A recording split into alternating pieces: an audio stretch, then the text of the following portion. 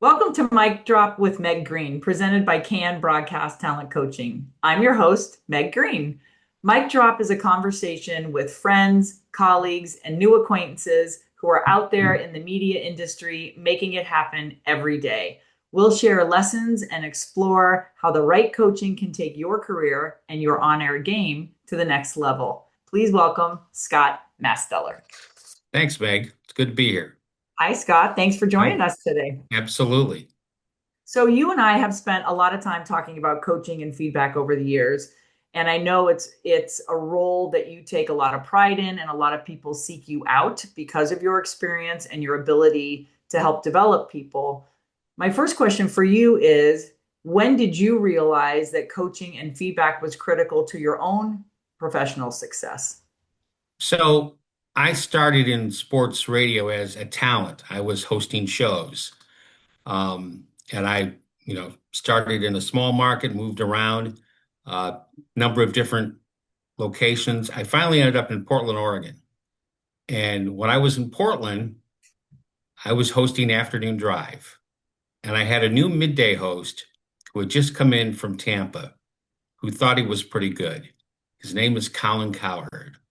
And that was probably where, you know, I respected him so much, but I wanted to help him get better at things. And I learned, through working with some great general managers, feedback has to be part of the process for everybody. But what I learned also is how to give feedback. And that's when it started to click with me. The best story I can tell about Colin, I had a nice office with a big window, people could see in my office. And I sensed that Colin didn't like having people see he's in the principal's office. Mhm. So I changed my approach. There was a little pizza joint in Portland we could go to and sit in the back of the restaurant, and he was all ears. He was all in on everything. Mhm. So that's where it all started. And that's where I realized every talent has a different way you want to deal with them Mhm. because every talent is unique in their own approach to things. I can tell you that there are some talent I could give them, a 5-page written analysis and they'll soak it up. Right. Um, I just have a new talent in Philadelphia who's that way. He's a former attorney who decided he wanted to do sports radio. So I gave him just a content monitor the other day and we talked about it. I have other people that they just want to be talked to in bullet points, give me the highlights. And then it's also just talking with other people who have been successful in the business and Mhm. understand how to talent coach. And I soaked it all up. Two of the names that really were important to me, a guy by the name of Rick Scott, who's one of the best broadcast consultants I've ever known. He taught me sports radio when I got hired in Lexington, Kentucky. He basically came in, they put me in a conference room for 3 days, and it was like going to school, and I had Mhm. to take a test. And the other is a guy that hired me at ESPN, Bruce Gilbert, who I still talk to today, one of Yes. the most brilliant minds in sports. So it's always about getting the opportunity to hear from others and getting better at your craft.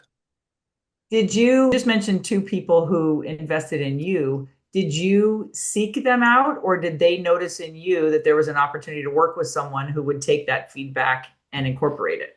So Rick Scott, it's a funny story. I was calling minor league baseball in Wichita, Kansas, double A team. Best time of my life. I worked for the team. I made no money. I still have, the letter from the general manager saying we'll pay you like $180 a week. And I took the job over the phone, much to the dismay of my wife.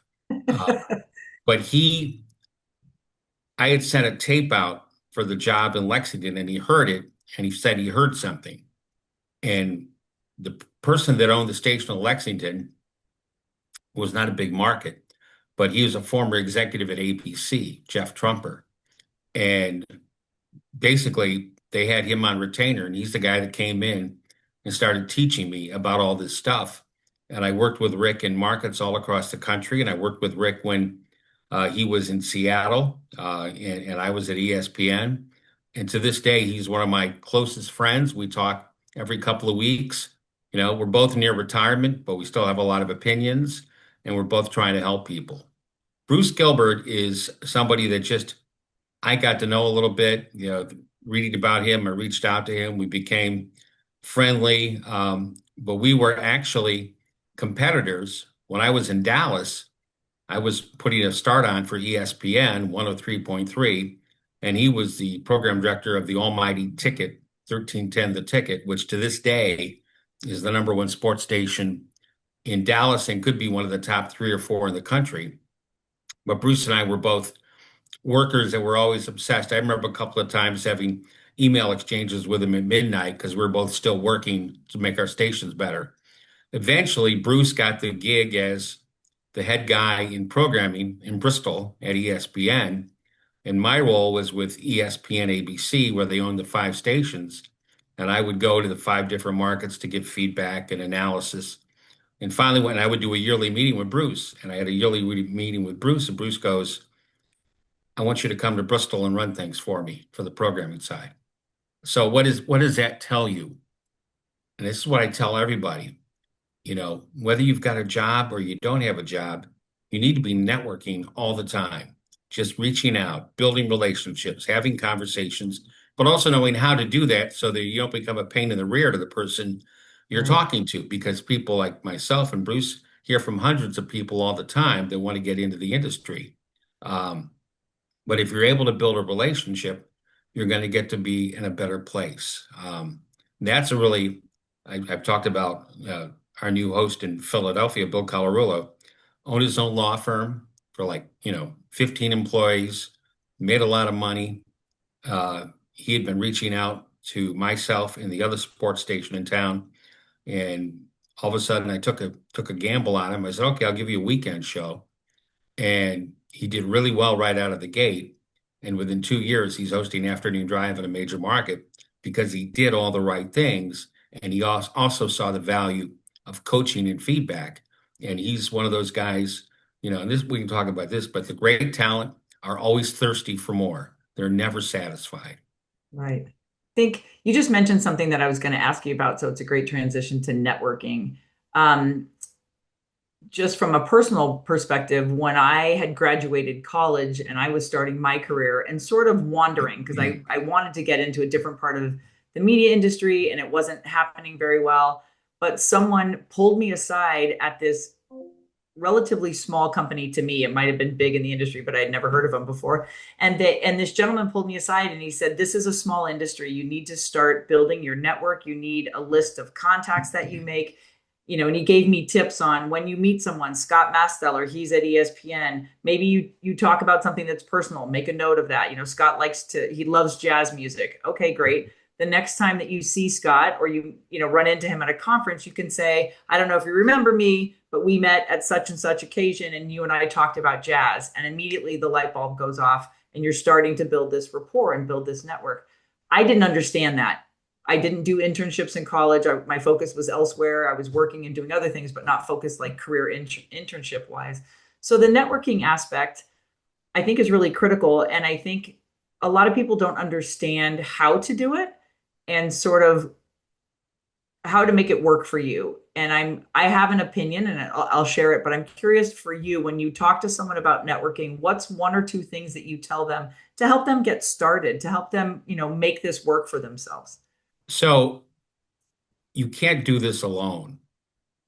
That's probably my biggest word of advice. I had an uncle that I was very close to, um, passed away several years ago. He owned his own jazz club in Hilton Head. And I would go down to see him, to work with him, was involved in a charity, but he was also an HR guy from one of the big resorts at Hilton Head. And obviously, he was very close to my dad as well. So he told me stories about my dad I've never heard before. But we would have these conversations about how to get ahead, what you need to do. And I remember it like yesterday. He goes, Scott, you need to have your own board of directors. And I'm like, okay, what do you mean? I said, you need to have 4 or 5 people that you can go to on a regular basis, to get feedback and input on what you're doing. Doesn't matter, who they are, but, one person might be someone you talk to all the time. One person might be someone you talk to once or twice a year. Mhm. And so I put together a list of like 4 or 5 people My wife is actually, she's one of them. Rick Scott, the consultant, is there. Bruce Gilbert.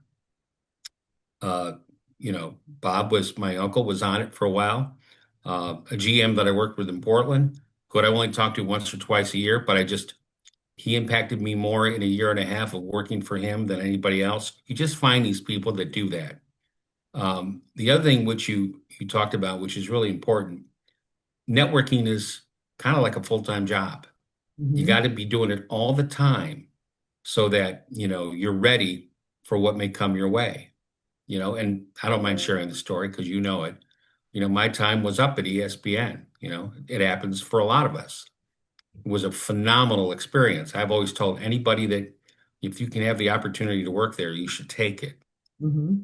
But, one day came and I had to leave and I didn't know what was going to go on at that point. And the next day, I had three phone calls from different organizations wanting to talk because it was in the trades. There are people I'd all networked with over the years.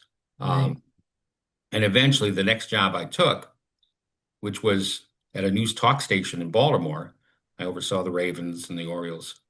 The GM knew a lot of the people I knew, and that helped him decide that I was the right person.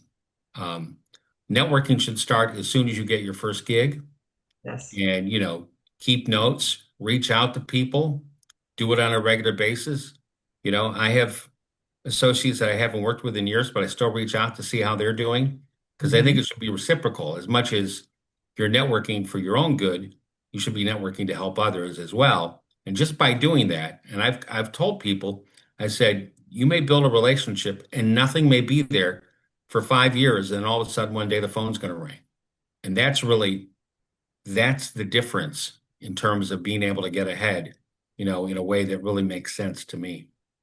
One of the things that you mentioned that I think is really critical is in building that relationship as you're building your network. You said a lot of things I could comment on, but I tell people you're not the point of building your network is not to ask for something. It's building a relationship. It's getting to know the person, finding out what they're doing, being aware of what they're doing, and being able to compliment them ideally in their success. So if you follow someone on social media and they post something about something great that's happened for them, or they had a call in a game that you thought was fantastic, tell them, be a part of their success. And as you said, reach out with some consistency. There's a fine balance between, persistent and annoying. Yeah. But over time, what you find, to your point, is I had a scenario happen years ago, and um, I had three people reach out to me that were sending me emails of support when I didn't even know they were aware of what's going on. I hadn't called them. I hadn't talked, to your point, I hadn't talked to one of them in several years, actually two of them, because they had both moved away and semi-retired. So we weren't, in each other's orbit on a daily basis. But to get that support from people that I have worked with, but didn't realize that they were paying attention to what was happening with me, was so incredibly valuable. It lifted my spirits at a time when I needed a little push, and it was just amazing. So I think to your point, networking is critical. Your board of directors is fantastic. That's something that someone had shared with me probably 15 or 20 years ago, to do the same thing. And I usually share that with on-air talent in my coaching sessions is you need people around you who will give you honest, critical feedback. We love your parents, but the comment that you looked great today is important because your physical appearance matters.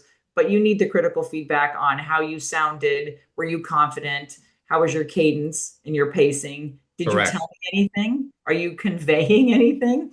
And some of the more critical reviews of your work is really helpful. And I think people forget that level of investment by a relationship you've developed is actually a personal investment in you. It's not someone giving you critical feedback to make you feel badly about something that happened. It's their way of picking you up and supporting you as you move into the next level of making these changes, in how you approach your work. So um, it's really important. Well, I think, it's about understanding each individual talent, what their skill set is. Mhm. I've worked primarily in radio, I feel one of the advantages I have, I used to be on the air 4 hours a day. And unless you've sat in a studio behind a microphone and done that, Yes. it's hard to comprehend how difficult that is, Hmm. because everything, by the way, everything has changed dramatically. When I got into radio, I was playing records. I was using cart machines. Um, Back then, the big three were radio, television, and newspapers. Yes. I remember when USA Today started, I'm like, this is a prep magazine. That was what I used to, I was playing music before I got into sports. Whereas today, you got social media, you got all these different platforms, and you have to be everywhere with what's going on.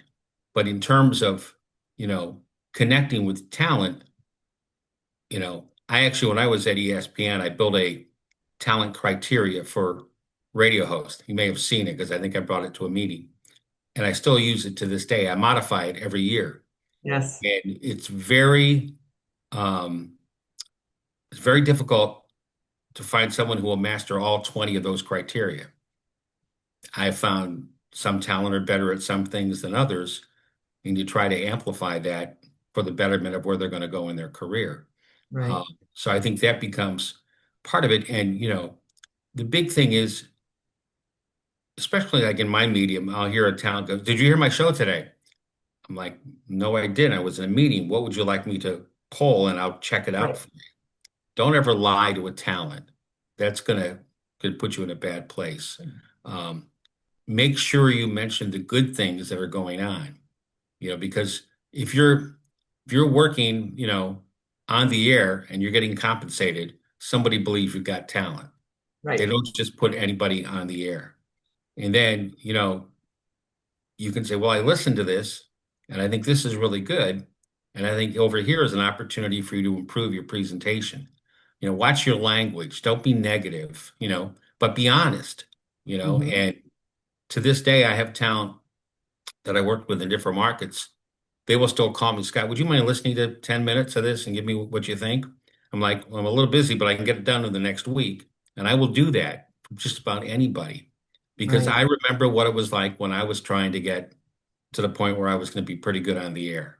And, you know, a lot of people will look for feedback. One of the biggest mistakes that some places make is because you have so much on your plate, you don't prioritize the importance of sitting down with the talent, And by the way, there's so many different ways to give feedback. It can be we're going to have a session, we're going to look at video, we're going to listen to content.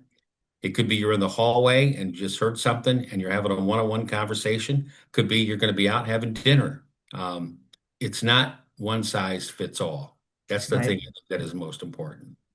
Something else that I learned from you because I wasn't sitting in your chair, at ESPN was the amount of preparation that the radio talent do before they go on the air.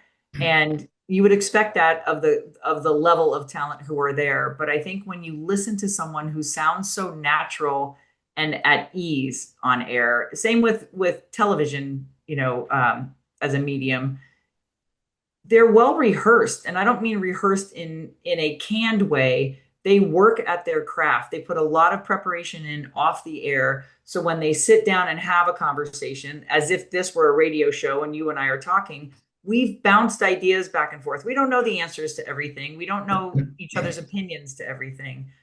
And I remember you telling me, I think it was Colin, how much work he did before he went on air, even walking around the floor and talking to people and trying Yeah. out different ideas he was thinking to see what type of a reaction he would get, to gauge if it had value, right? If it was a pertinent, poignant point to bring up in a conversation.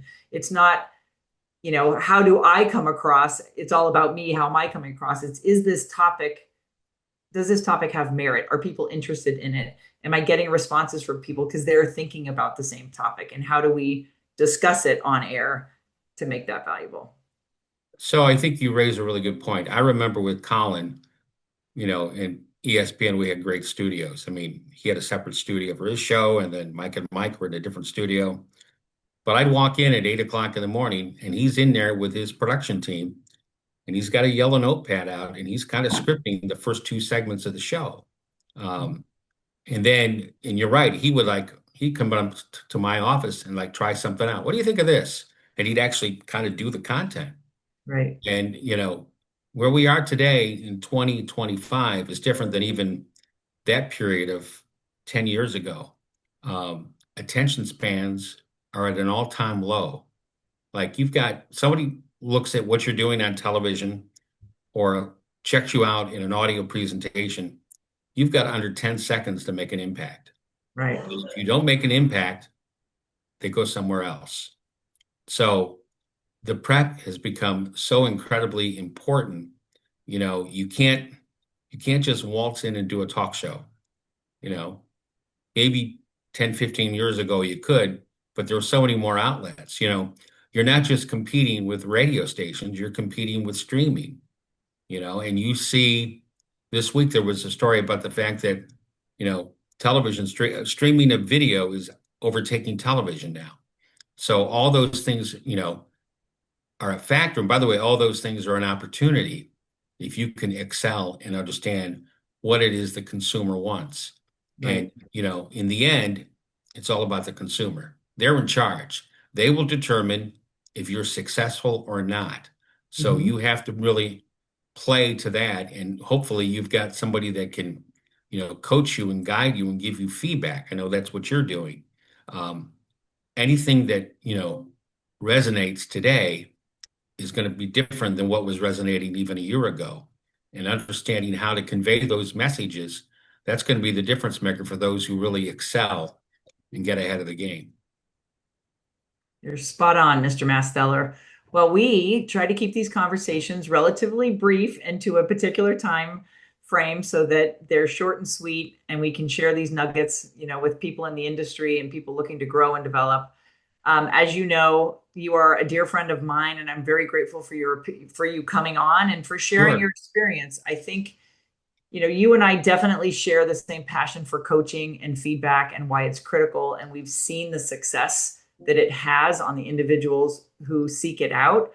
I also have said repeatedly over the last, 2+ decades, every single talent I've ever met or worked with has never said they've gotten enough feedback.